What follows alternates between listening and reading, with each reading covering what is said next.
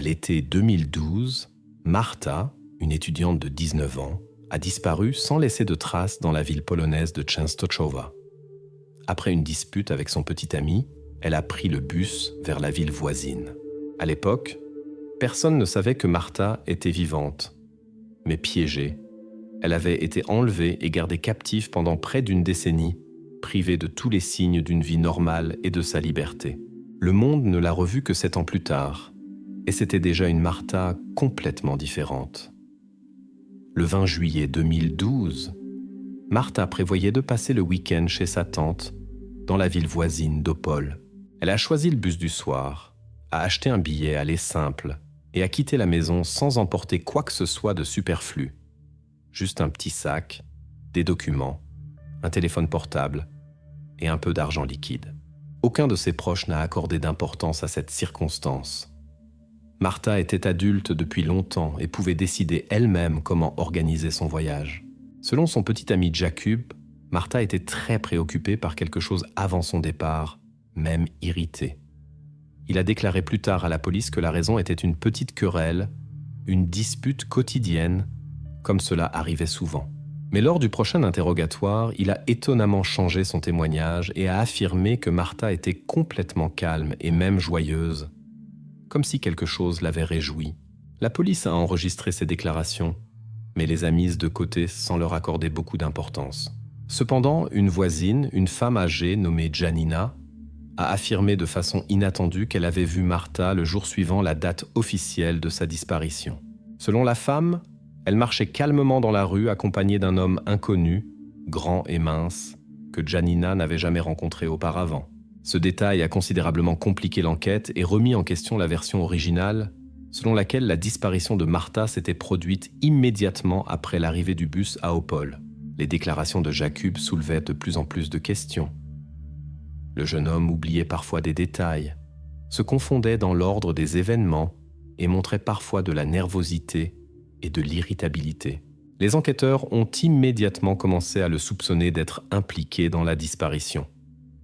Les policiers ont mené plusieurs interrogatoires, ont même fait appel à un psychologue pour déterminer si Jakub cachait quelque chose de plus important. Cependant, aucune preuve directe contre le jeune homme n'a été trouvée. Et bientôt, l'enquête est arrivée dans une impasse. Le deuxième suspect était l'homme inconnu que la voisine avait remarqué. Les policiers ont tenté de reconstituer son image en se basant sur le témoignage de Janina, mais le portrait robot créé était trop flou et n'a donné aucun résultat. Les enregistrements des caméras de surveillance de la gare routière ont également été vérifiés, mais la seule chose qu'on a pu trouver était la silhouette à peine reconnaissable d'un homme marchant à côté de Marta.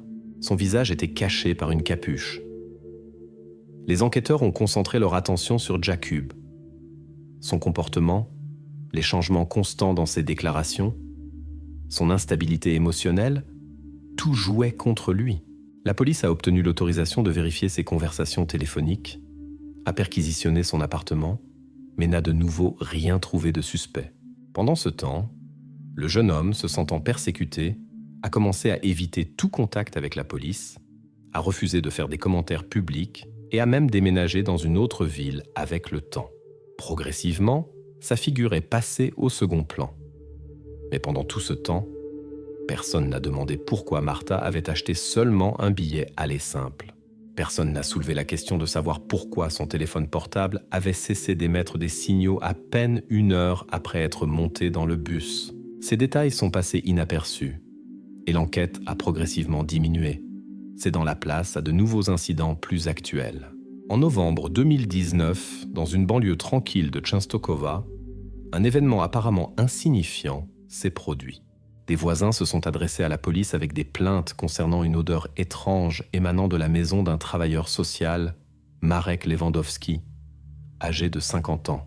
L'homme jouissait du respect des personnes qui l'entouraient, travaillait avec des familles à problème, aidait les sans-abri et avait été plusieurs fois récompensé pour sa contribution à la vie publique de la ville. Rien ne le désignait comme un délinquant potentiel. Lorsque la police est arrivée chez lui, rien ne semblait suspect. Une maison ordinaire et bien entretenue d'un résident moyen. Mais lors de l'inspection de la cave, les officiers ont remarqué une armoire massive qui était trop collée au mur. Les employés ont déplacé le meuble et ont découvert derrière une porte métallique qui menait à une pièce soigneusement cachée. À l'intérieur régnait l'obscurité, l'air étouffant et des conditions absolument inhabitables.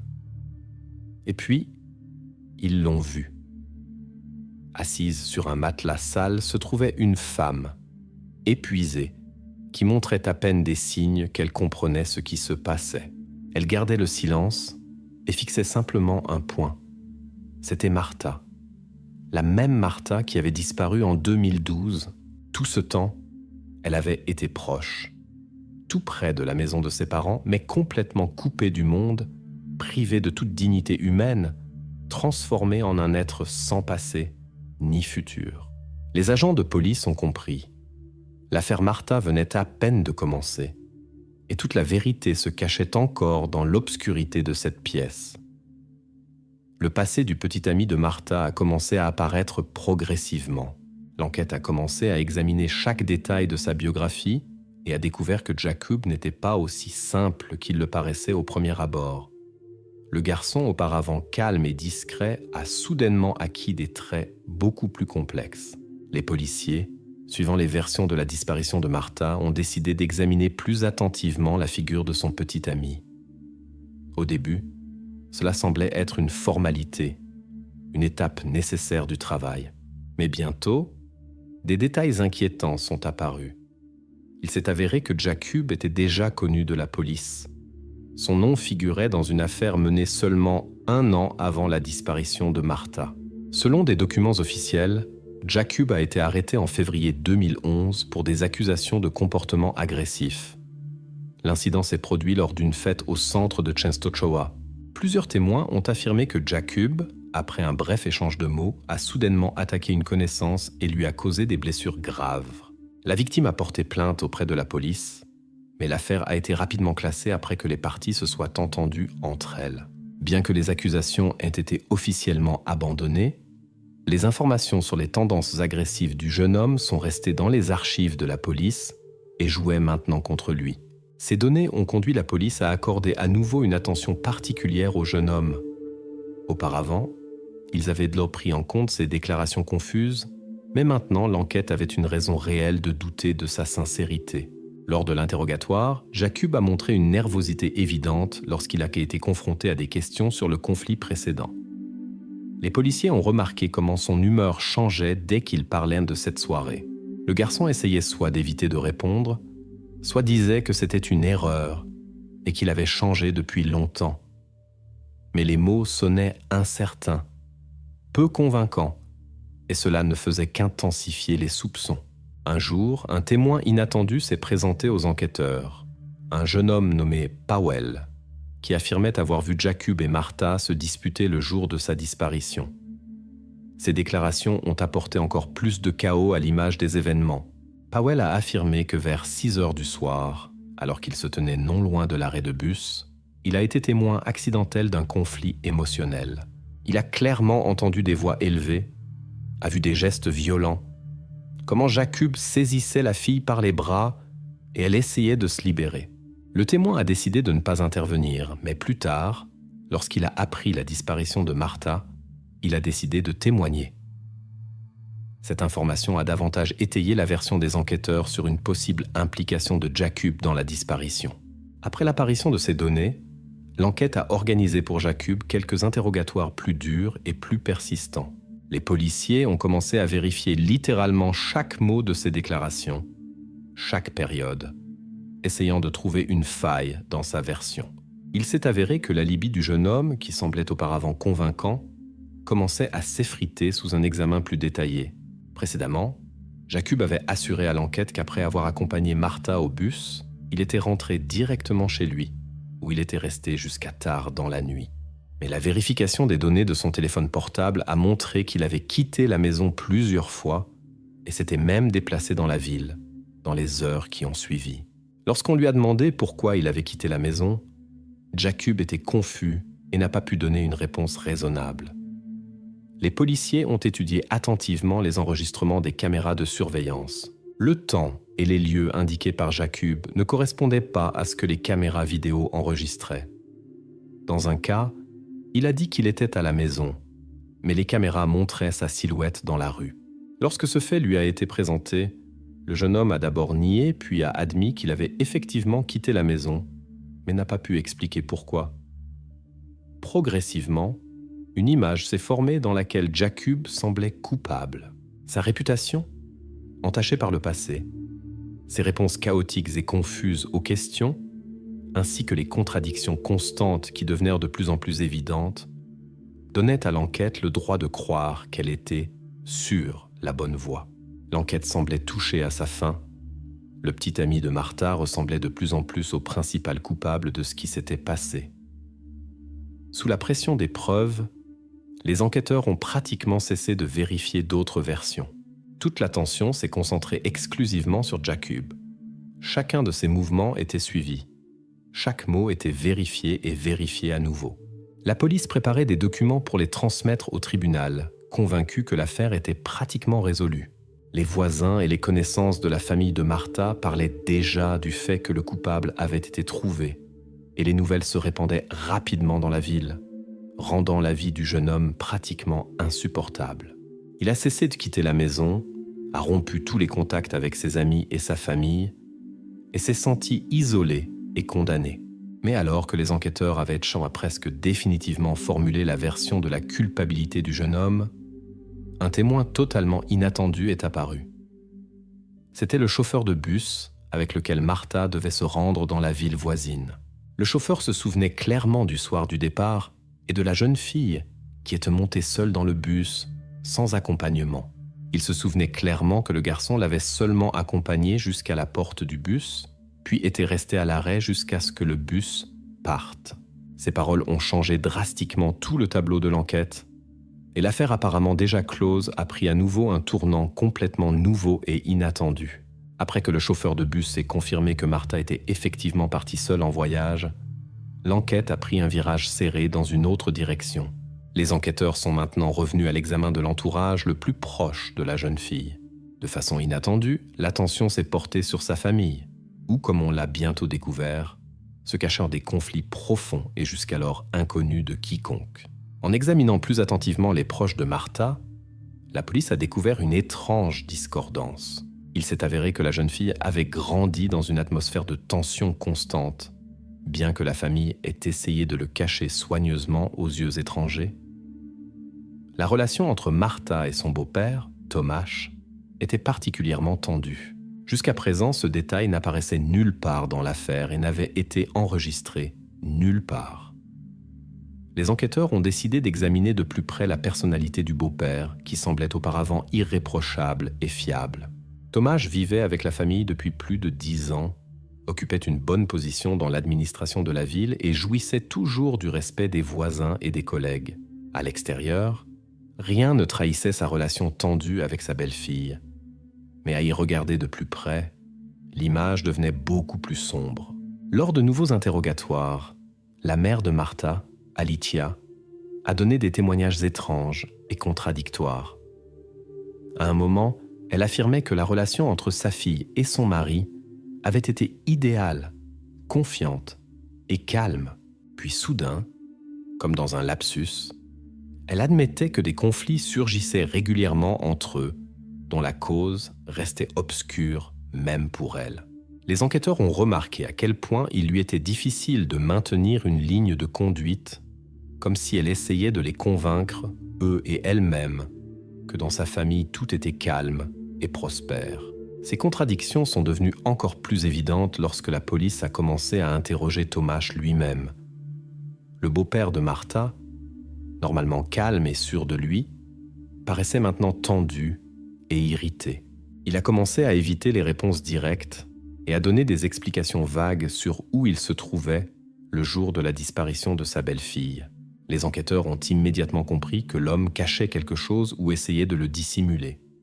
Les policiers ont décidé de réexaminer les circonstances du jour où Martha a disparu, en se guidant maintenant sur les paroles des membres de la famille et de l'entourage le plus proche. Dès les premières heures des interrogatoires, de sérieuses discordances dans les témoignages, qui étaient passées inaperçues auparavant, ont été révélées. Par exemple, Tomáš affirmait avoir passé toute la journée au travail et n'être rentré chez lui que tard dans la soirée et avoir appris la disparition de sa belle-fille par sa femme. Mais la mère de Marta, Alicia, dans une autre conversation, a mentionné par hasard que Tomáš était à la maison à midi et avait même parlé à Marta juste avant son départ. Comprenant qu'elle avait révélé un nouveau détail, la femme a essayé de corriger la situation, mais les mots avaient déjà été enregistrés par l'enquête et ont soulevé de nouvelles questions. Un autre ami proche de la famille, un voisin nommé Andrzej, a témoigné avoir été témoin plus d'une fois de tons élevés et de disputes entre Tomáš et Marta. Une fois, en passant devant la maison, il a entendu la jeune fille crier émotionnellement à son beau-père qu'elle ne pouvait plus supporter ses exigences. Et pourtant, personne dans la famille n'avait mentionné de tels conflits auparavant. À la suite des interrogatoires, il est devenu évident qu'une tension existait dans la famille depuis longtemps, dont seuls les proches les plus proches étaient au courant. Cette tension pourrait être liée d'une manière ou d'une autre à la disparition de la jeune fille. L'enquête a commencé à travailler sur une nouvelle hypothèse. Peut-être que le beau-père en savait beaucoup plus sur la situation qu'il ne le disait à la police. Bientôt, le beau-père de Marta est devenu le principal suspect. Sa personnalité a été examinée en profondeur et il a été constaté que Tomáš évitait habilement de donner des explications sur ses actions à plusieurs reprises lorsque la conversation concernait le jour de la disparition de sa belle-fille. De plus, des lacunes ont été découvertes dans son alibi. L'homme n'a pas pu fournir de preuves convaincantes confirmant son lieu de séjour durant certaines heures clés de cette journée. Ces interrogatoires sont devenus de plus en plus tendus. Tomáš se confondait dans les réponses, était nerveux, et à partir d'un certain point, il a complètement cessé de répondre et a utilisé son droit de ne pas témoigner contre lui-même. Tout cela a renforcé la version selon laquelle il pourrait être lié à la disparition de Marta. Bientôt, des rumeurs ont circulé dans la ville que la police avait trouvé un coupable à nouveau. Et cette fois, c'était quelqu'un que beaucoup considéraient comme un père de famille exemplaire. Cependant, malgré l'apparente clarté de la situation, il n'y avait toujours pas de preuves directes de sa participation à la disparition de la jeune fille. L'enquête ne disposait de rien d'autre que des lacunes suspectes dans les témoignages et des témoignages évidents mais indirects de relations tendues dans la famille. À ce moment, alors que l'enquête semblait s'être approchée au maximum du mystère du secret familial, un nouveau tournant inattendu est survenu dans l'affaire. Une note anonyme, envoyée par la poste au poste de police sans adresse d'expéditeur ni signature, est tombée entre les mains des policiers.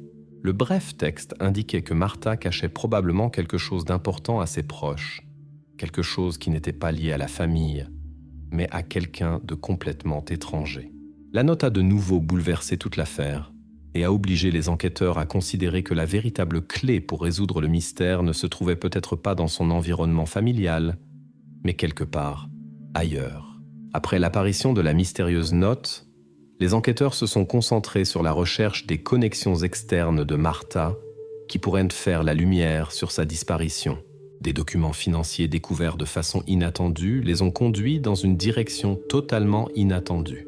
Le nom qui apparaissait dans les documents appartenait à un travailleur social local qui n'était jamais entré auparavant dans le radar de la police.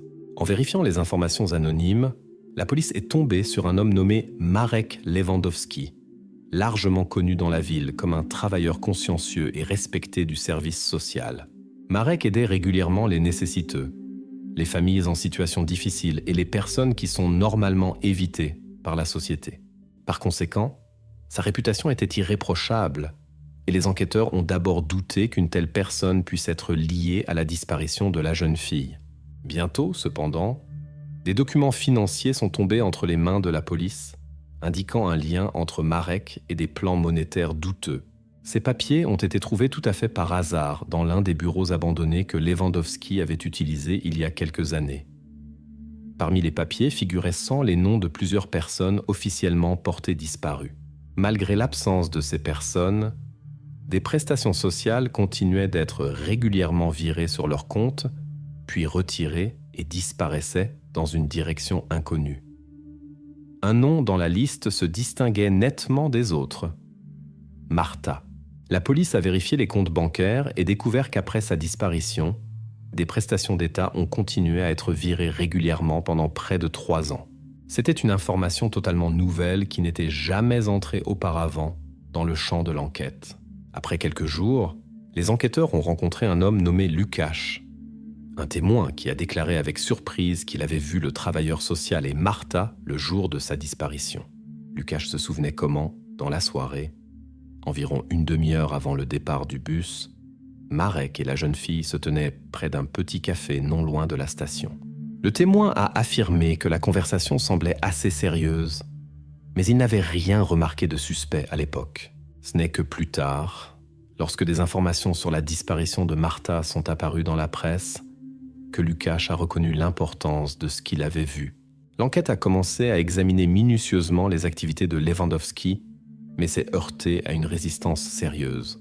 Les habitants locaux, particulièrement ceux qui avaient bénéficié de son aide, ont commencé d'une seule voix à défendre le travailleur social, soulignant tout ce qu'il avait fait pour la ville.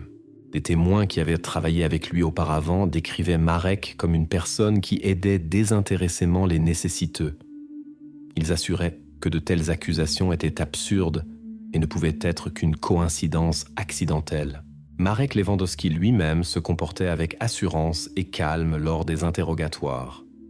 Il a volontiers confirmé qu'il avait effectivement parlé avec Marta ce jour-là, expliquant la rencontre par des motifs purement professionnels. Selon ses dires, Marta s'était adressée à lui pour des conseils sur des questions d'aide sociale pour l'un de ses amis. Lewandowski a souligné de façon convaincante que de telles conversations étaient année courante et ne menaient à rien de sérieux. Néanmoins, les documents financiers étaient réels et suscitaient de graves soupçons. Pourquoi les paiements ont-ils continué plusieurs années après la disparition de la jeune fille ? À cette question, Marek n'a pas pu répondre. Il a affirmé qu'il faisait simplement son travail et ne contrôlait pas les opérations bancaires, transférant la responsabilité à la comptabilité. Mais la comptabilité, comme il s'est avéré, ne disposait d'aucune information sur de tels schémas. Malgré les contradictions évidentes, l'enquête s'est étonnamment reconcentrée sur la famille de Marta et son petit ami. La brève rencontre près du café semblait un détail trop insignifiant face aux nombreuses questions qui continuaient d'entourer le beau-père et Jakub. De nouveau, la vérification de leurs déclarations a commencé et l'affaire de Marek Lewandowski est temporairement passée au second plan. Il semblait que les policiers avaient à nouveau perdu le principal focus de l'enquête et plongeaient dans des versions déjà travaillées. Les enquêteurs ont organisé des interrogatoires répétés et tenté de trouver une faille dans l'alibi de Jakub et Tomáš, mais n'ont pu recueillir de nouvelles informations. Tout ce qui semblait auparavant suspect n'a pas reçu de confirmation supplémentaire, et bientôt l'enquête s'est à nouveau enlisée. Alors que l'enquête menaçait déjà de retourner dans une impasse, la police a reçu de façon inattendue de nouvelles informations de l'un des témoins qui avait auparavant défendu Lewandowski. Un homme qui souhaitait rester anonyme a soudainement avoué avoir menti lorsqu'il avait confirmé l'innocence du travailleur social. Il a raconté l'avoir fait à la demande personnelle de Marek, qui l'avait convaincu que la police essayait de détruire sa réputation et l'œuvre de sa vie. Le témoin a admis que Lewandowski se comportait effectivement de manière suspecte à plusieurs reprises et obligeait beaucoup de personnes autour de lui à garder le silence sur certains détails de ses activités. Cet aveu a immédiatement changé le tableau de l'enquête. Le travailleur social, qui apparaissait auparavant comme un modèle de décence, est revenu dans la ligne de mire des enquêteurs qui avaient eu maintenant une raison sérieuse de réexaminer toutes les informations disponibles sur Marek et son lien possible avec la disparition de Marta. Après que la police ait reçu l'aveu du témoin sur de fausses déclarations, tous les détails ont rapidement commencé à former une image cohérente. Il est devenu définitivement clair que derrière la disparition de Marta se trouvait une personne que personne n'avait sérieusement soupçonnée pendant longtemps, le travailleur social Marek Lewandowski. Lui, qui apparaissait à tous comme un citoyen exemplaire et un aide attentionné des nécessiteux, s'est révélé être une personne capable de commettre un crime cruel pour préserver sa réputation. Ce jour d'été, Marta voulait effectivement se rendre à Opole, comme l'avaient déjà rapporté les témoins. Cependant, alors qu'elle attendait le bus, elle a accidentellement été témoin d'une conversation téléphonique de Lewandowski qu'il menait imprudemment dans la rue. Dans la conversation, le travailleur social mentionnait des sommes d'argent, des noms de personnes disparues et des schémas de versement de prestations sociales via des comptes fictifs. Martha, qui ne comprenait pas entièrement ce qu'elle entendait, a néanmoins reconnu qu'elle était accidentellement devenue témoin d'un crime grave. Quand Marek l'a remarqué à proximité, il a immédiatement terminé l'appel et s'est approché d'elle pour comprendre exactement ce qu'elle avait entendu. La Martha effrayée, qui ne voulait pas de problème, a essayé de partir. Mais le travailleur social a insisté pour une conversation. Il a suggéré d'aller dans un café voisin, où il a commencé à sonder prudemment si la jeune fille avait reconnu la gravité de ce qu'elle avait entendu. Lorsque Martha, inquiète et non intéressée par les problèmes, a dit qu'elle n'avait rien compris et ne voulait pas s'adresser à quelqu'un, Marek ne l'a pas cru. Dans la peur d'être démasqué, il a pris une décision précipitée, l'a persuadée de monter dans sa voiture, promettant de discuter calmement de la situation. Mais au lieu d'une conversation, il l'a amenée dans sa propre maison, où était déjà aménagée une petite pièce secrète qu'il utilisait parfois pour cacher temporairement des documents et des fonds obtenus de manière frauduleuse. Là, il a enfermé Martha, supposant qu'il résoudrait bientôt le problème et trouverait un moyen d'éliminer la menace d'exposition. Mais les jours sont devenus des semaines, les semaines des mois, et l'homme ne trouvait pas d'issue à la situation. La jeune fille est restée captive chez lui, de fait complètement coupée du monde extérieur. En même temps, les membres de la famille et le petit ami de Martha, effrayés et confus, donnaient des déclarations confuses et contradictoires. Leur confusion s'expliquait uniquement par la peur des accusations possibles et l'incompréhension totale de la situation. En réalité, ni son petit ami, ni son beau-père, ni sa mère n'avaient rien à voir avec la disparition. Leur seule faute était qu'en panique, ils avaient commis des erreurs qui avaient détourné l'enquête du véritable coupable. Maintenant, après que le témoin ait admis avoir fait de fausses déclarations, tout le schéma frauduleux de Lewandowski a finalement été exposé. Les vérifications ont montré que pendant plusieurs années, il avait réussi à détourner d'importantes sommes d'argent destinées à aider les nécessiteux. Dans les listes des personnes recevant de l'aide, les enquêteurs ont découvert encore quelques noms de disparus. Il est devenu évident que Martha n'était de loin pas la seule personne à avoir accidentellement appris les crimes de l'homme. Quand Marek a compris que la police avait finalement retrouvé sa trace, il a décidé de fuir. Il a tout laissé derrière lui et s'est dirigé vers la frontière avec l'Allemagne, espérant se perdre parmi de nombreux touristes. La police, qui a reçu à temps des informations sur ses intentions, a organisé un groupe opérationnel pour l'intercepter. La situation s'est développée rapidement. Marek a été arrêté littéralement dans les dernières minutes avant qu'il ne puisse franchir la frontière. Les interrogatoires ont été rapides. Le travailleur social, sous le poids de preuves irréfutables, a tout avoué.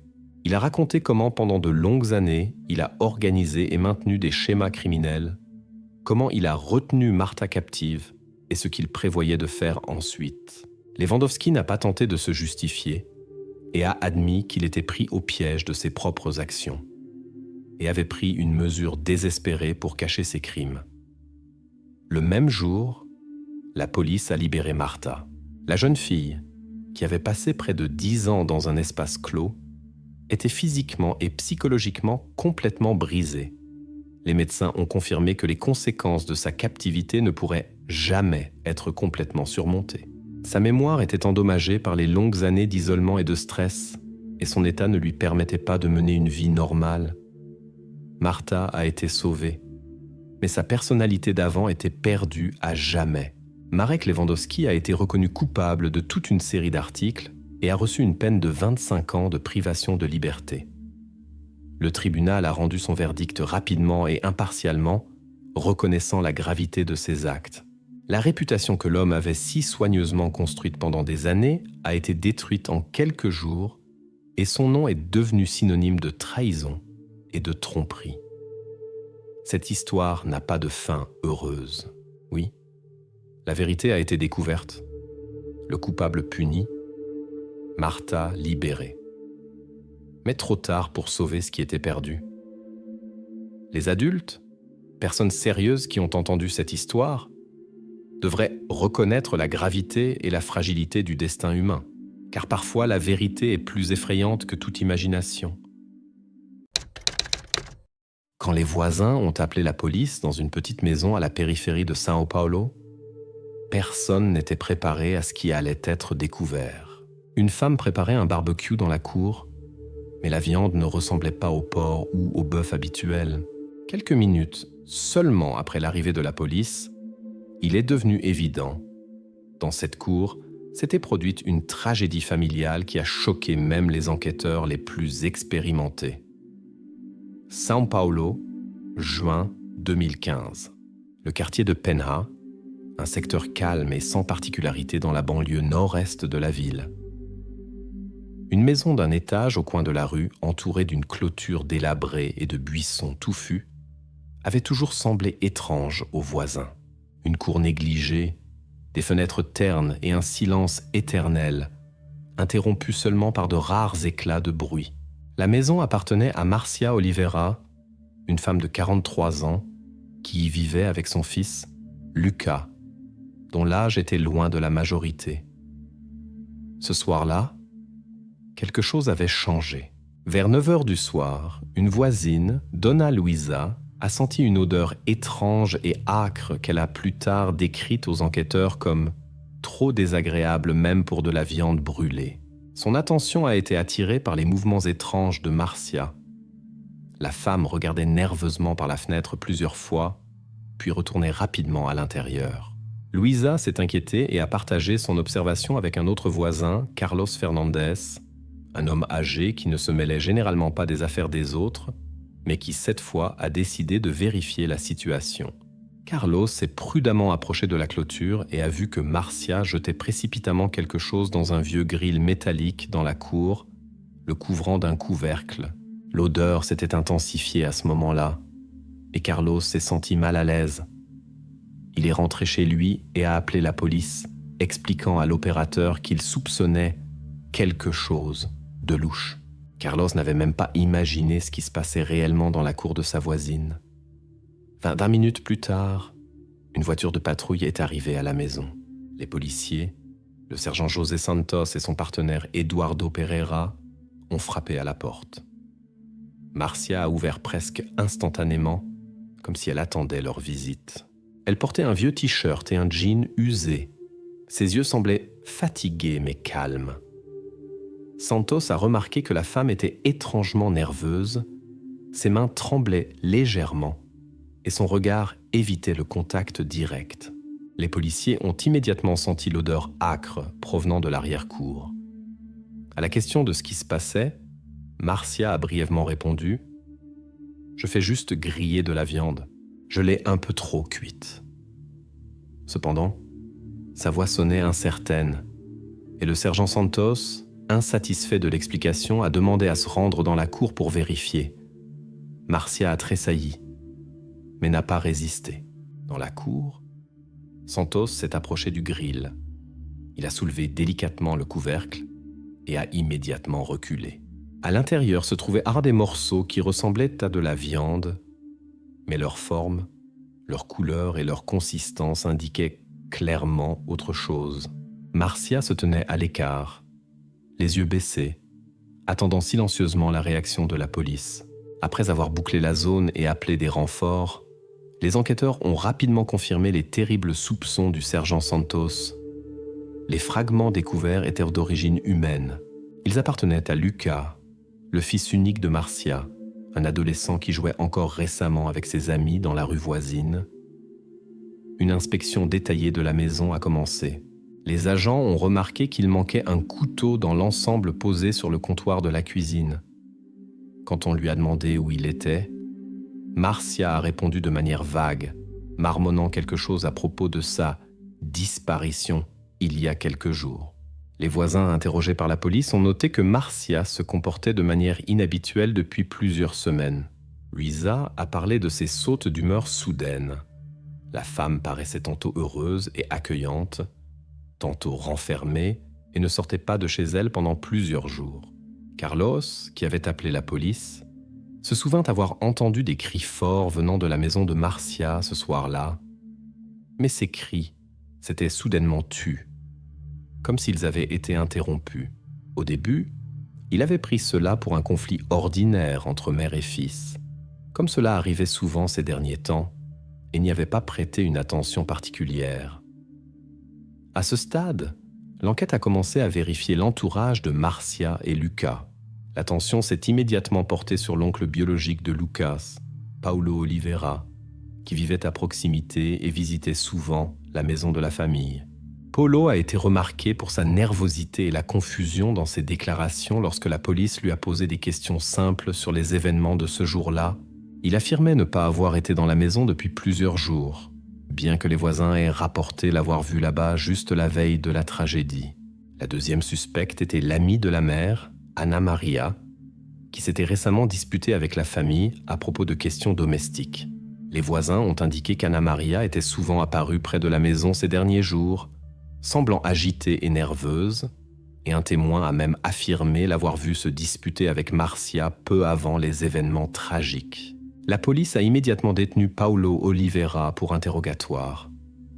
Pendant l'entretien, l'homme était très nerveux, se perdait dans les dates et les événements, se contredisait, ce qui a suscité de sérieux soupçons chez les enquêteurs. L'affaire semblait progresser vers une conclusion, et la police était proche d'accuser l'oncle d'être impliqué dans ce qui s'était passé. Cependant, peu après le début de l'enquête, l'un des agents, en inspectant la chambre de Marcia, a trouvé un t-shirt sale derrière une armoire. Il portait clairement des traces de sang. À la surprise des enquêteurs, le t-shirt appartenait à Anna Maria, l'amie de la mère, qui avait officiellement déclaré ne pas être venue dans la maison depuis plusieurs semaines. L'enquête s'est retrouvée à la croisée des chemins. Ce qui semblait évident s'était maintenant transformé en une confusion peu claire. Alors que la police tentait de comprendre quel rôle l'ami de la mère avait joué dans l'incident, la principale circonstance de la tragédie restait obscure. Il ne restait qu'une chose à faire: examiner attentivement la preuve trouvée. À partir de ce moment, l'enquête a changé de cap, reportant son attention sur des détails inattendus et de nouveaux témoins que personne n'avait auparavant considérés sérieusement. La police a immédiatement commencé à travailler sur cette nouvelle piste, fournie de manière inattendue par le t-shirt ensanglanté d'Anna Maria, l'amie de la propriétaire de la maison. Cette femme, qui était jusque-là restée dans l'ombre de l'enquête principale, est soudainement devenue le principal objet d'attention des détectives. Pendant que les voisins suivaient chaque mouvement de la police, les agents préparaient une série de questions dont les réponses détermineraient désormais l'orientation des actions futures. Les enquêteurs ont rapidement découvert qu'Anna Maria avait déjà attiré l'attention des forces de l'ordre quelques mois plus tôt, étant impliquée dans une histoire de disparition d'argent dans la caisse d'un petit magasin où elle travaillait à temps partiel. Le propriétaire du magasin n'avait pas porté l'affaire devant les tribunaux, prenant pitié de la femme, mais le rapport de police avait enregistré la tentative de vol. Les détectives ont immédiatement porté leur attention sur les difficultés financières qui, comme il s'est avéré, poursuivaient Anna depuis plusieurs mois. La femme avait des dettes envers des banques, des organisations de microcrédit, et avait été vue en train d'essayer d'emprunter de l'argent à des connaissances, y compris à Marcia elle-même. Dans ce contexte, le motif qui semblait auparavant flou a pris certains contours. Des problèmes financiers auraient pu pousser l'ami à prendre des mesures extrêmes. Mais pouvait-il être une raison suffisante pour un crime qui choquait par sa cruauté même les enquêteurs expérimentés? Bientôt, le groupe d'enquête a reçu les résultats de l'expertise criminalistique qui a confirmé davantage la gravité des soupçons à l'encontre d'Anna Maria. Ces empreintes digitales ont été clairement identifiées sur la porte d'entrée de la maison, ce qui contredisait ses déclarations antérieures selon lesquelles elle n'avait pas visité le domicile de Marcia depuis au moins plusieurs semaines. De plus, les empreintes semblaient fraîches, laissées littéralement la veille de la tragédie, ce qui a renforcé les soupçons de l'enquête. Anna Maria paraissait confuse et nerveuse dès le premier interrogatoire, n'ayant manifestement pas prévu que son nom serait si rapidement au centre de l'attention. La femme hésitait, répondait de manière évasive, se recoiffait constamment et évitait le contact visuel comme si elle essayait de cacher quelque chose. Mais que cachait-elle exactement? Un crime ou autre chose? L'enquêteur de police Roberto Alves a posé à Ana Maria une question simple sur sa localisation le soir de l'incident.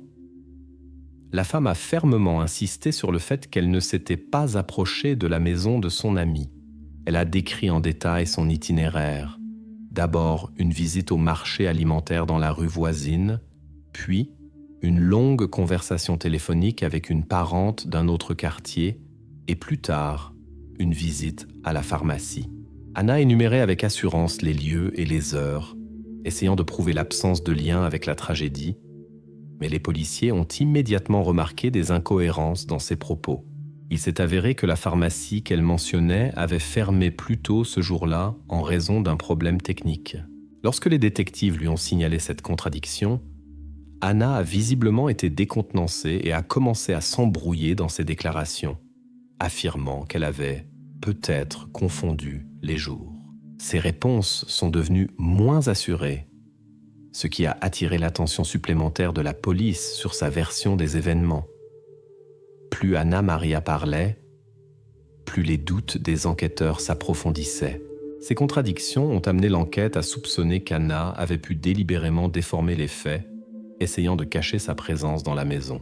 Les policiers ont soigneusement vérifié ses paroles et ont reçu plusieurs confirmations inattendues que la femme se trouvait à proximité du lieu de la tragédie précisément pendant l'intervalle de temps clé.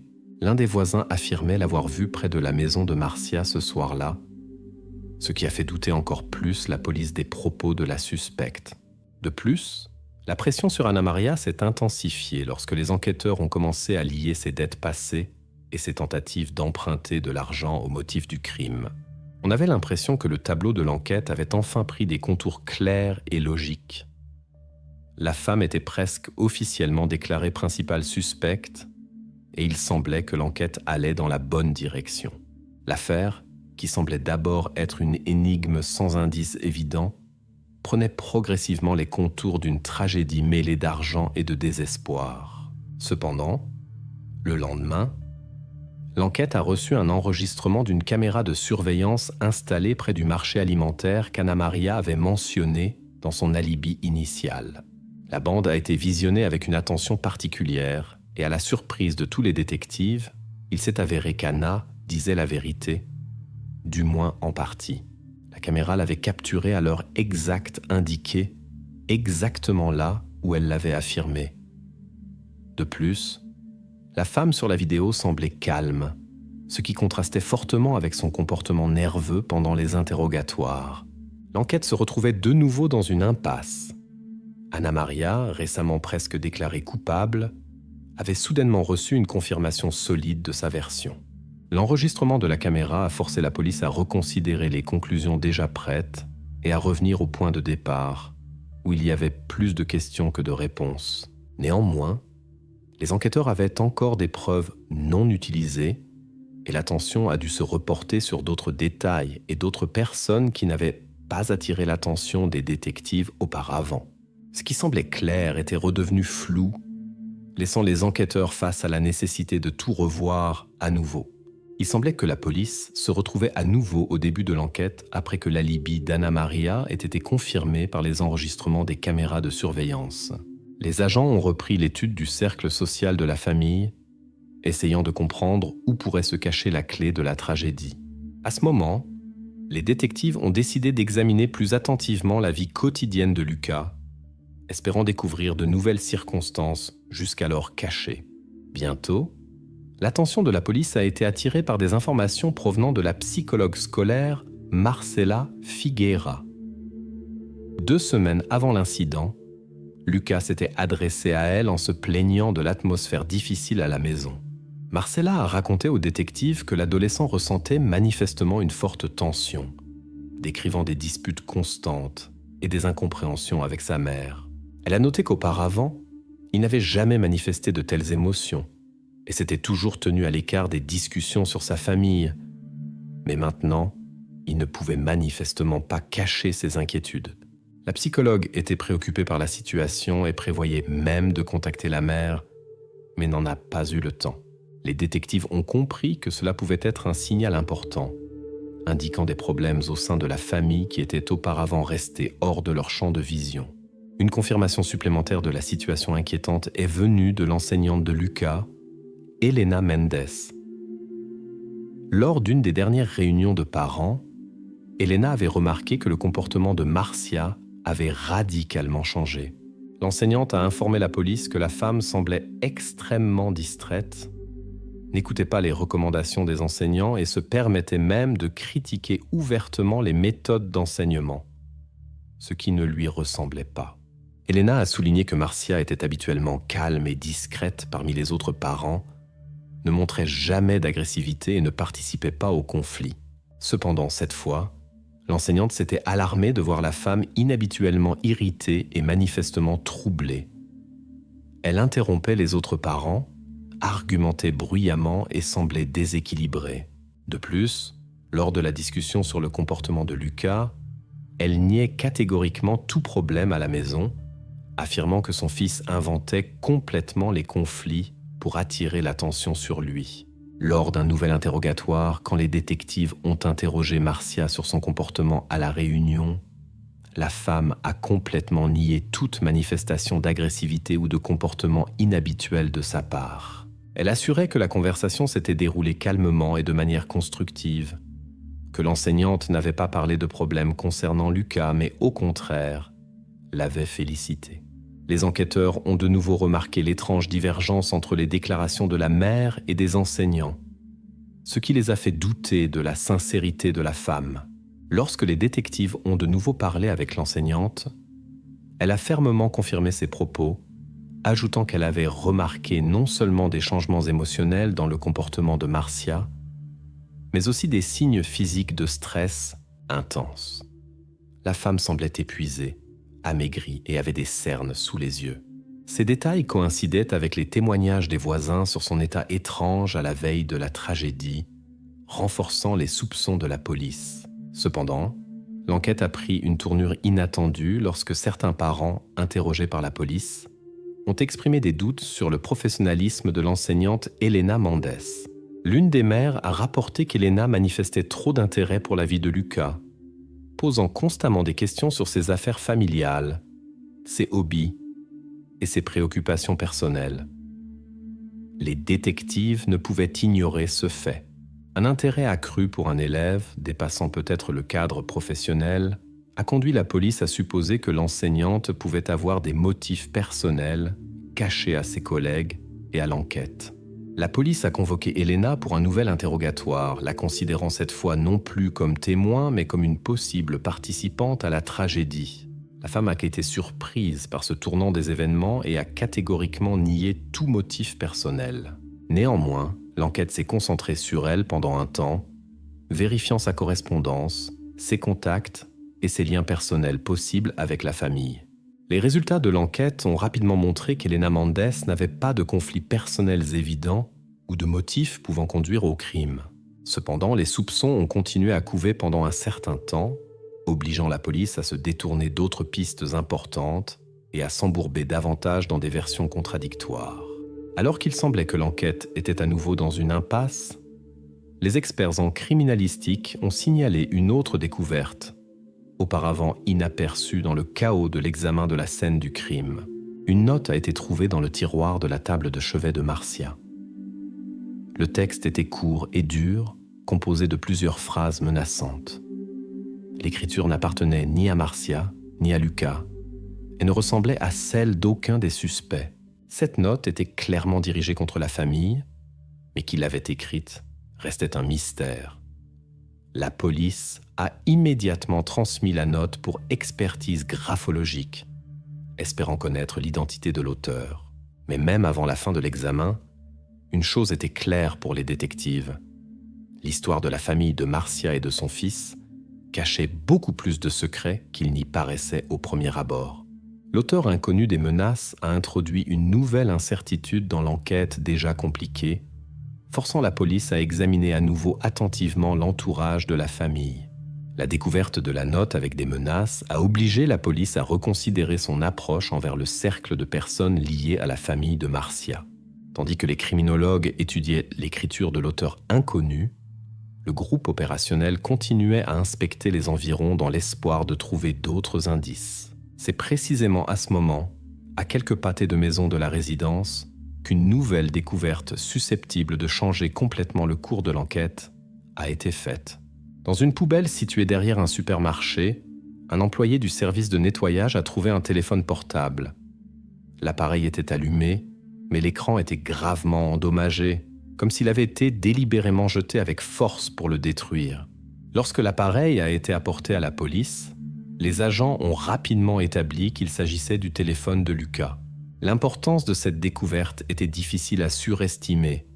Ce gadget pourrait peut-être révéler les détails des dernières heures de la vie de l'adolescent. Les détectives se demandaient pourquoi le téléphone se trouvait-il dans une poubelle et qui avait essayé de s'en débarrasser.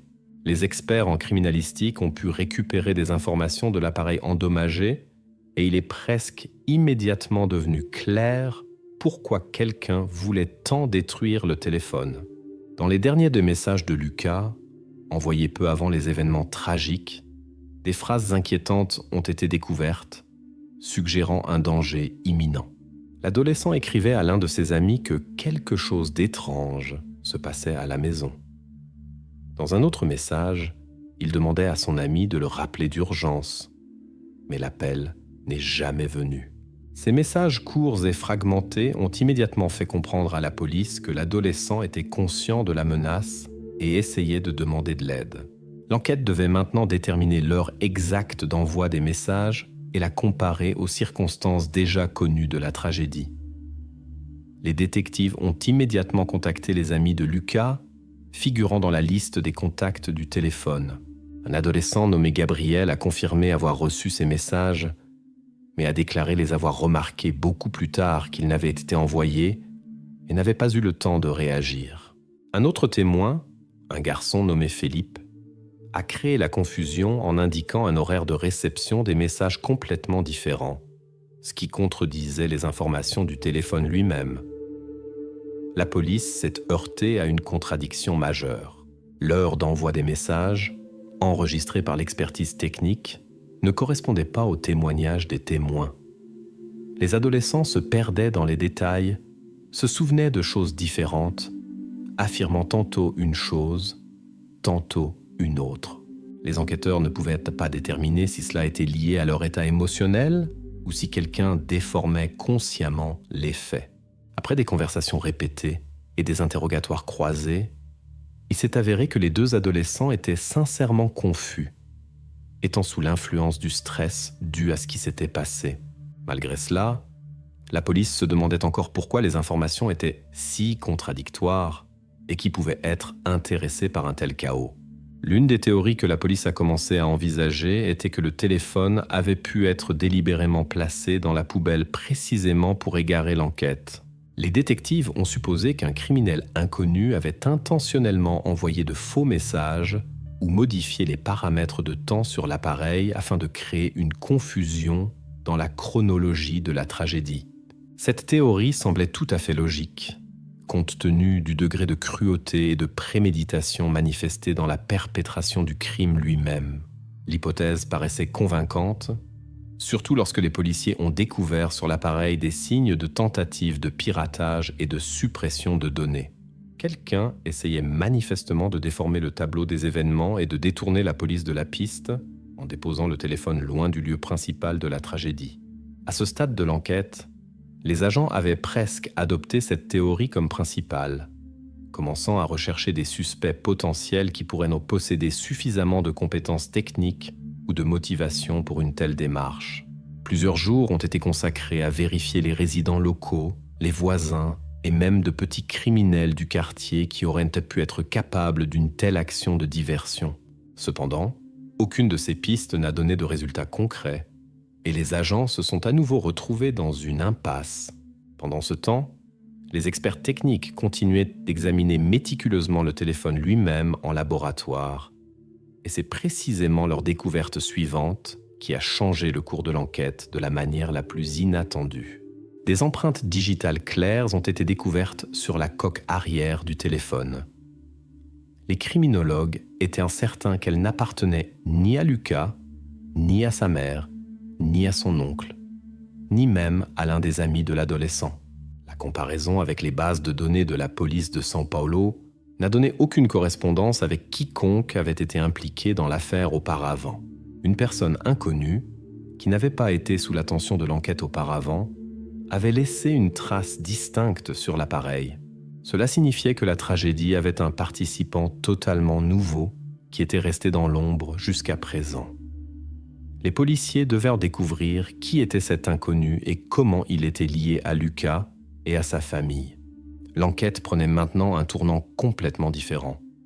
L'affaire, qui semblait presque résolue, s'était à nouveau plongée dans l'incertitude. Et la police a recommencé à chercher celui qui pourrait être derrière ce qui s'était passé, analysant attentivement chaque étape et chaque détail des événements qui s'étaient produits. Les empreintes d'une personne inconnue sur le téléphone portable de Lucas ont obligé la police à réévaluer tous ceux qui auraient pu être impliqués dans cette tragédie. Les enquêteurs ont de nouveau porté leur attention sur Paulo Oliveira, l'oncle biologique de Lucas. C'est son comportement dans les premiers jours de l'enquête qui semblait le plus suspect. Et maintenant, les agents ont décidé de vérifier l'homme encore une fois, en approfondissant davantage sa vie personnelle. Bientôt, la police a découvert plusieurs détails importants que Paulo cachait soigneusement à son entourage. Il s'est avéré que l'homme souffrait d'une grave dépendance depuis de nombreuses années, ce que presque personne ne savait, à l'exception de ses proches. La sœur de Paulo, Marcia, était au courant de ce problème et avait tenté à plusieurs reprises de le convaincre de chercher de l'aide. Mais toutes les tentatives se terminaient par des conflits et des disputes violentes. L'enquête a révélé que les conflits entre le frère et la sœur étaient devenus réguliers et se produisaient de plus en plus souvent en présence de Lucas. L'adolescent, selon les témoignages des voisins, était souvent témoin de disputes émotionnelles entre adultes. Les détectives ont commencé à se demander si ces désaccords familiaux constants n'auraient pas pu être à l'origine d'un conflit menant à la tragédie. Les voisins de la famille ont confirmé que l'oncle non seulement visitait fréquemment la maison, mais y passait aussi régulièrement la nuit, surtout ces derniers temps. L'un des témoins, un homme âgé nommé Roberto, a rapporté avoir entendu à plusieurs reprises de violentes disputes entre Paulo et Lucas, provenant des fenêtres ouvertes. Selon Roberto, l'oncle criait sur l'adolescent, l'accusant de désobéissance et de manque de respect. Parfois, le voisin pensait que les conflits allaient trop loin, mais il ne jugeait pas possible d'intervenir.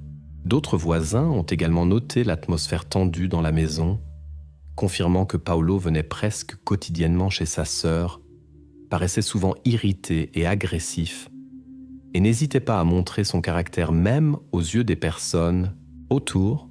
Ces témoignages ont créé aux yeux de l'enquête l'image claire d'un homme problématique qui pouvait facilement perdre le contrôle de lui-même. La police a immédiatement convoqué Paulo pour un nouvel interrogatoire. Cette fois, les enquêteurs ont été extrêmement insistants, exigeant qu'il confirme son alibi pour le soir du crime. L'homme affirmait avec assurance qu'il n'était pas entré dans la maison de Marcia les jours précédant la tragédie et qu'il se trouvait à ce moment-là dans un tout autre quartier de São Paulo, chez des connaissances, dont il a immédiatement donné les noms. Cependant, lors de la vérification de ces déclarations, les enquêteurs ont rapidement découvert des contradictions. Un des amis de Paulo a affirmé que le soir du drame, l'oncle était effectivement chez lui, mais qu'il était parti bien plus tôt qu'il ne l'avait prétendu. Une autre personne mentionnée dans son alibi n'a pas pu confirmer avoir vu l'homme ce jour-là. Ces incohérences ont suscité de sérieux doutes chez les enquêteurs quant à la sincérité du suspect, renforçant les soupçons sur son implication. La police continuait à poser des questions précises, rendant Paulo de plus en plus nerveux. L'homme commençait à s'embrouiller, à oublier des détails et à répéter ses propos avec irritation. Ce comportement ne jouait clairement pas en sa faveur, et les enquêteurs étaient les convaincus qu'il dissimulait le véritable déroulement des événements de cette soirée.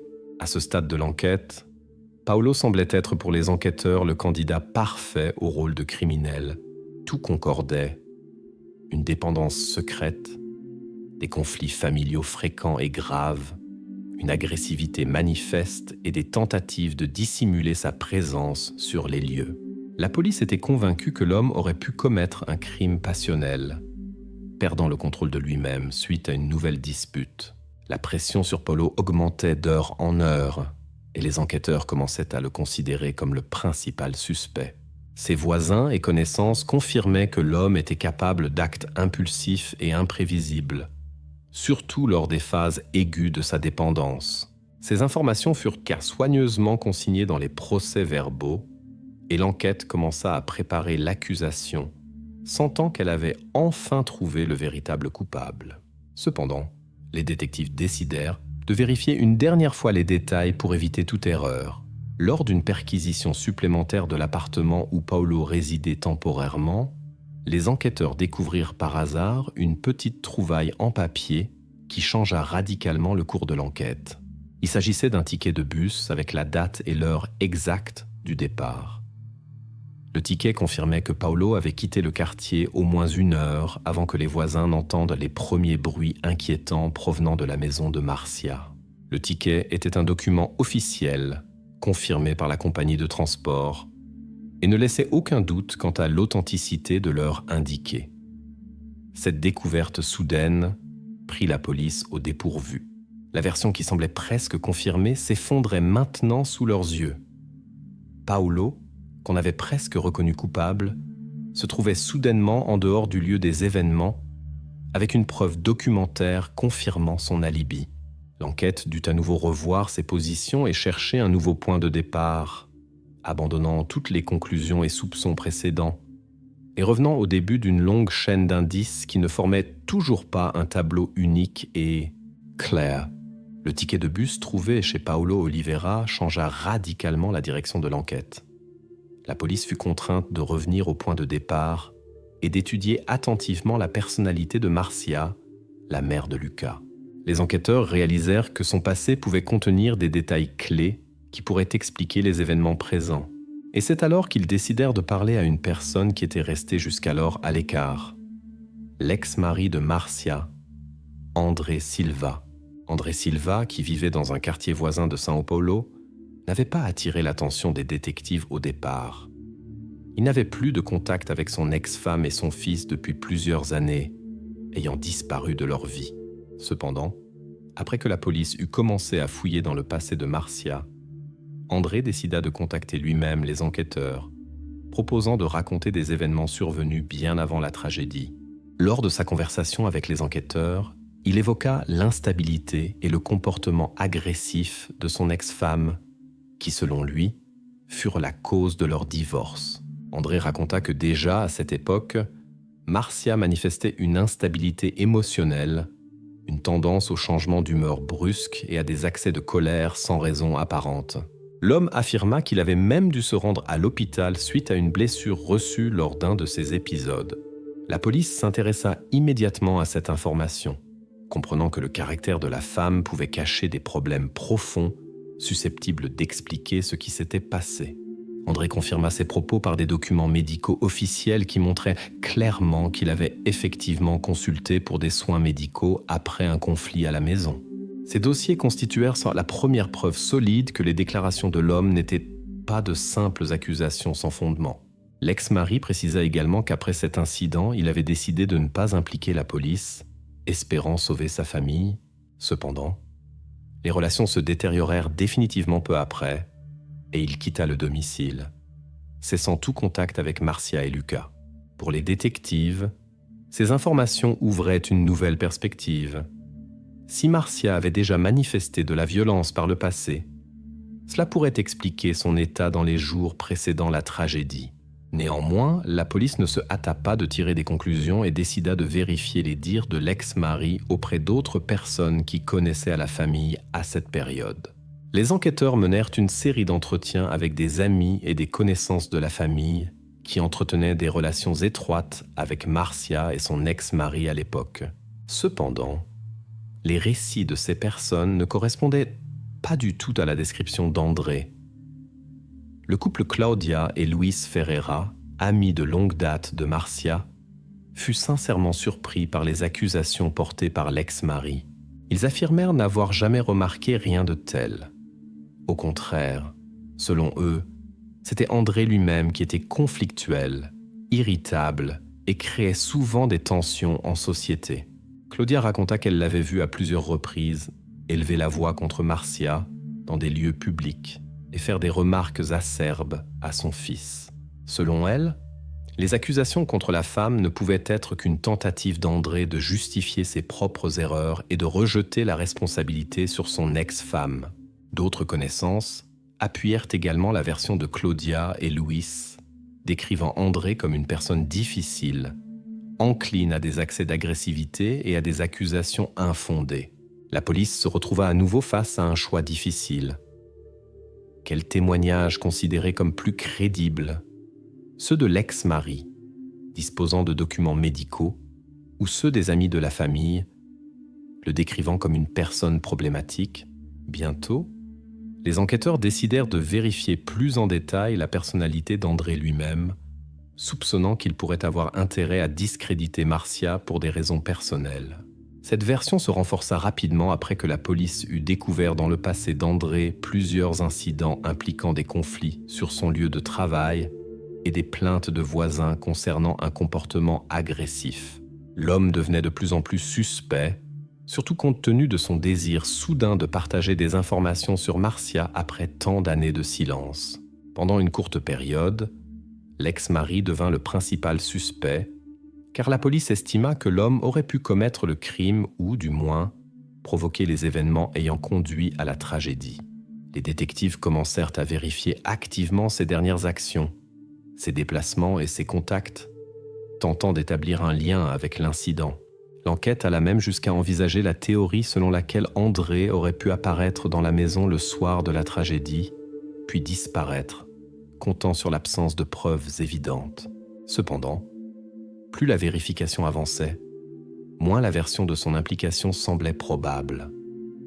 L'homme, malgré sa réputation douteuse, avait peu de possibilités et de raisons de nuire directement à sa propre famille.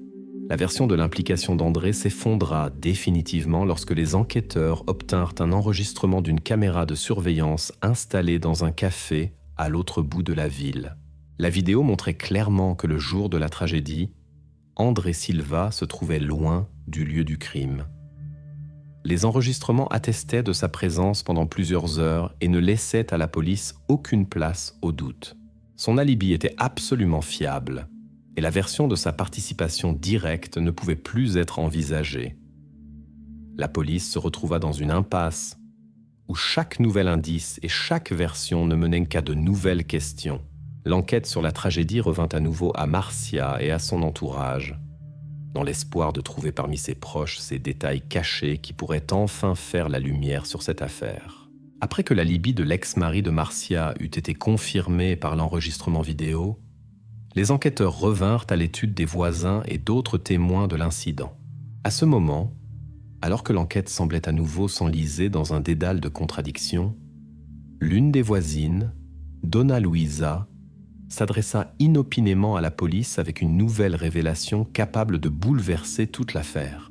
Donna Luisa vivait juste en face de la maison de Marcia et avait déjà communiqué à plusieurs reprises avec la police, mais n'avait jusqu'alors rien mentionné de tel.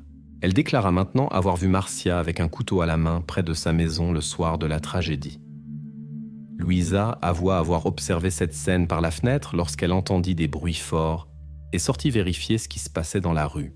Dans la faible lumière du réverbère, elle aurait clairement distingué la silhouette d'une femme qui marchait nerveusement de long en large, serrant dans sa main un grand couteau de cuisine. C'était cette même nuit où la police reçut un appel et découvrit dans la cour une scène horrible. La police s'intéressa immédiatement aux raisons pour lesquelles Donna Luisa avait gardé le silence jusqu'à présent et avait décidé de tout raconter seulement maintenant, alors que l'enquête était presque dans une impasse. Lors de l'interrogatoire, la femme semblait très tendue et manifestement effrayée par quelque chose. Sous la pression des circonstances, Luisa révéla que le lendemain de la tragédie, Marcia était venue personnellement chez elle. Selon la voisine, la mère de Lucas lui avait clairement fait comprendre que si Luisa parlait de ce qu'elle avait vu, elle serait exposée à un grave danger. Ces paroles, renforcée par le comportement agressif et extrêmement nerveux de Marcia, effrayèrent tellement la femme âgée qu'elle décida de garder secret ce qu'elle avait vu. La police avait maintenant une raison sérieuse de considérer Marcia non pas simplement comme un témoin potentiel ou un parent de la victime, mais comme une participante directe aux événements. Cependant, les enquêteurs devaient soigneusement vérifier la fiabilité des déclarations de Donna Luisa avant de prendre une décision définitive. Les détectives commencèrent immédiatement à comparer les propos de Luisa avec d'autres témoignages et preuves précédemment recueillis dans l'affaire. Des contradictions apparurent presque aussitôt. D'autres voisins affirmaient qu'au même moment, Marcia se trouvait à un tout autre endroit. Ils l'auraient vue à la porte d'entrée de la maison, parlant au téléphone. Plusieurs personnes confirmèrent que la femme était effectivement visible et ne pouvait en aucun cas se trouver simultanément près de la maison de sa voisine avec un couteau. Les policiers convoquèrent à nouveau Luisa pour un interrogatoire, tentant de déterminer si elle avait pu se tromper ou exagérer ce qu'elle avait vu sous l'effet du stress. Cependant, Luisa maintenait fermement sa version. Selon elle, elle se souvenait parfaitement du couteau et du comportement de Marcia, qui paraissait extrêmement tendu et agité. Les enquêteurs essayaient de comprendre le motif de la voisine. S'agissait-il d'une antipathie personnelle, d'une tentative de vengeance pour quelque chose ou simplement d'un désir d'attirer l'attention? Les soupçons de la police se portèrent bientôt sur Donna Luisa elle-même. Les enquêteurs supposèrent que la femme avait pu faire de fausses déclarations pour des raisons personnelles, par exemple en raison d'une vieille querelle avec Marcia ou simplement par désir d'attirer l'attention. Les voisins confirmèrent que les relations entre les femmes n'étaient effectivement pas toujours bonnes. Luisa s'était plainte à plusieurs reprises du bruit et du désordre dans la cour de Marcia et avait même contacté l'agent de secteur à ce sujet. Ces faits amenèrent les enquêteurs à douter de la sincérité des propos de la femme âgée et pendant un certain temps, son témoignage fut presque entièrement écarté comme sans importance ou faux. Donna Luisa fut avertie de sa responsabilité en cas de faux témoignage et elle se retrouva à nouveau en marge de l'enquête. Toutefois, les détectives décidèrent tout de même de procéder à une expertise supplémentaire afin de confirmer ou d'infirmer définitivement ces déclarations. Les criminologues chargés de cette affaire reprirent l'étude de l'une des pièces à conviction clé, le couteau découvert dans la cour de la maison. Jusqu'alors, cette arme était considérée comme probable, mais pas complètement confirmée comme l'instrument du crime. Les experts comparèrent maintenant la nature des dommages sur le couteau avec d'autres indices, et les résultats s'avérèrent extrêmement inattendus. L'expertise confirma que les blessures par arme blanche correspondaient parfaitement à la forme et à la taille du couteau de cuisine trouvé. Cela signifiait que Donna Luisa, contrairement à tous les doutes de la police, pouvait dire la vérité. Le couteau était effectivement entre les mains de Marcia le soir de l'incident, et sa menace envers la voisine pouvait tout à fait être réelle. Les enquêteurs furent stupéfaits par cette découverte, car elle remettait à nouveau en question tout ce qui était connu de l'affaire jusqu'alors. Désormais, l'enquête devait reconstruire le tableau des événements, en tenant compte de ce nouvel indice extrêmement sérieux qui en un instant changea la position de Marcia aux yeux de la police. Et maintenant l'enquête devait faire un pas décisif vers la résolution finale de cette tragédie embrouillée. La confirmation des propos de Donna Luisa concernant le couteau retrouvé replaça Marcia au centre de l'enquête. Les enquêteurs décidèrent d'étudier plus profondément la personnalité de la mère de Lucas, réalisant que derrière son calme et son comportement habituel, pouvaient pas se cacher de graves problèmes dont personne ne soupçonnait l'existence. Les policiers s'adressèrent aux établissements médicaux et aux spécialistes pour obtenir une image plus complète de son état émotionnel et mental. Quelques jours plus tard, la police réussit à accéder à des documents médicaux jusqu'alors cachés aux regards étrangers. Il s'avéra que Marcia avait consulté un psychiatre quelques années auparavant, se plaignant de fortes sautes d'humeur et d'une tension intérieure constante. Les documents indiquaient que la femme souffrait d'un trouble grave, accompagné d'accès d'agressivité incontrôlable, dont personne dans son entourage ne soupçonnait l'existence. Ces informations ne surprirent pas simplement les enquêteurs. Elles les obligèrent à reconsidérer complètement leur point de vue sur le mobile possible de ce qui s'était passé. Les documents contenaient des recommandations médicales sur la nécessité d'un suivi et d'un traitement régulier, mais la femme avait cessé de consulter le spécialiste, interrompant sa thérapie à mi-chemin. Il devenait maintenant évident que la situation à l'intérieur de la maison pouvait être bien plus tendue et dangereuse qu'il n'y paraissait pour tout l'entourage. La police convoqua pour un entretien le docteur Carlos Mendonça, qui avait traité Marcia quelques années auparavant. Son témoignage était extrêmement important pour l'enquête. Le docteur confirma qu'on avait diagnostiqué chez la femme un trouble mental sérieux, se manifestant par une instabilité émotionnelle, de l'irritabilité et de l'agressivité. Carlos Mendonça souligna que son état avait pu s'aggraver en l'absence de traitement approprié, ce qui aurait tout à fait pu conduire à une perte de contrôle de soi dans des situations stressantes. Le médecin décrivit des cas où Marcia manifestait une colère soudaine même au cours des consultations, ne cachant pas que son état présentait un danger tant pour elle-même que pour son entourage. Après ces témoignages, la police fut encore plus convaincue que l'état émotionnel de la mère pouvait être l'un des facteurs clés de ce qui s'était passé. Cependant, lorsque les enquêteurs tentèrent d'obtenir confirmation de cette information auprès des proches de Marcia, les membres de la famille rejetèrent catégoriquement tous les soupçons concernant son instabilité. Les proches insistaient sur le fait qu'ils n'avaient jamais rien remarqué de tel chez Marcia et étaient convaincus que les documents médicaux étaient soit erronés, soit exagéraient délibérément la gravité de la situation.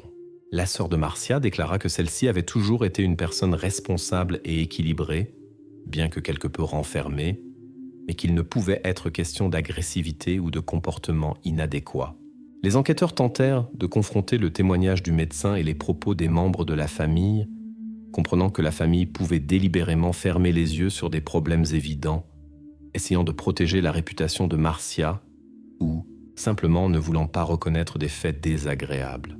Néanmoins, ces contradictions posèrent à nouveau à la police la question de la fiabilité des informations sur l'état mental de la mère de Lucas. À la lumière des informations obtenues, les détectives élaborèrent une nouvelle version selon laquelle Marcia aurait pu commettre le crime involontairement, se trouvant dans un état de crise émotionnelle.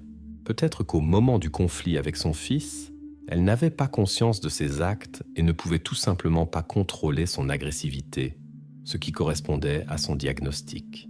Les enquêteurs commencèrent à vérifier attentivement cette hypothèse, interrogeant des témoins et examinant tous les indices recueillis.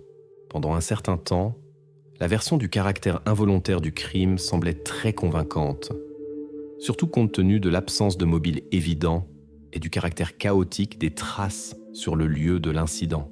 Les détectives envisagèrent même la possibilité de réaliser une expertise psychiatrique spéciale pour confirmer ou infirmer officiellement cette théorie. Cependant, les policiers continuaient d'étudier attentivement chaque détail, n'excluant pas la possibilité que les actions de la mère aient pu être tout de même conscientes et préméditées. Toute conclusion hâtive dans une telle situation pouvait conduire à une grave erreur. Ce sont précisément les résultats d'une nouvelle expertise criminalistique qui changèrent complètement le tableau de ce qui s'était passé, mettant un terme à la discussion sur l'état de la mère. Après une analyse minutieuse de la nature des blessures infligées et l'étude du comportement de Marcia au moment de la tragédie, les experts tirèrent une conclusion sans équivoque. Ces actions étaient absolument conscientes et délibérées. La conclusion des criminologues était catégorique. Elle contrôlait pleinement la situation et comprenait les conséquences de ses actes. Cela signifiait que la version d'un crime accidentel ou involontaire était totalement rejetée.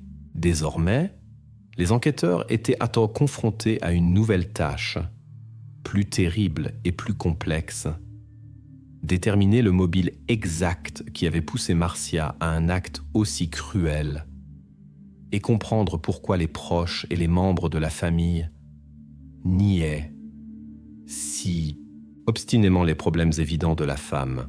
Chaque nouveau détail révélait des secrets plus profonds et plus sombres, cachés derrière la façade d'une famille ordinaire d'un quartier tranquille de São Paulo. La conclusion des experts sur les actions pleinement conscientes de Marcia ne laissa aucun doute à la police. La mère de Lucas était l'unique et définitive suspecte. Il ne restait plus à l'enquête qu'à rassembler toutes les pièces du puzzle et à confirmer définitivement ce qui était déjà devenu évident. L'affaire touchait à sa fin logique. Après une analyse minutieuse de toutes les données recueillies, les enquêteurs reconstituèrent la séquence exacte des événements de cette soirée. Ce soir-là, une banale dispute domestique éclata dans la maison qui dégénéra rapidement en quelque chose de bien plus sérieux. La cause du conflit, comme l'enquête put l'établir, fut un banal malentendu entre la mère et Lucas. L'adolescent refusa d'accéder à la demande de sa mère, s'exprima durement, et la femme, éprouvant une tension intérieure prolongée, perdit instantanément le contrôle. Les policiers étudièrent attentivement les témoignages des voisins, les messages du téléphone de Lucas, les conclusions médicales des psychiatres et les expertises criminalistiques. Chaque fragment d'information s'intégrait parfaitement dans le tableau général des événements. Désormais, l'enquête n'avait plus le moindre doute. La cause de la tragédie fut un accès de colère bref mais extrêmement agressif de Marcia. La femme était pleinement consciente des conséquences de ses actes, ce que confirmèrent les résultats des expertises psychologiques et criminalistiques. Lors de l'interrogatoire final, qui eut lieu quelques semaines après la tragédie, toutes les preuves et tous les éléments de sa culpabilité furent présentés à Marcia. Les détectives lui montrèrent les résultats des expertises criminalistiques, confirmant la correspondance parfaite du couteau trouvé avec la nature des blessures. Furent également présentés les messages inquiétants restaurés de Lucas, où il exprimait clairement sa peur face à ce qui se passait à la maison.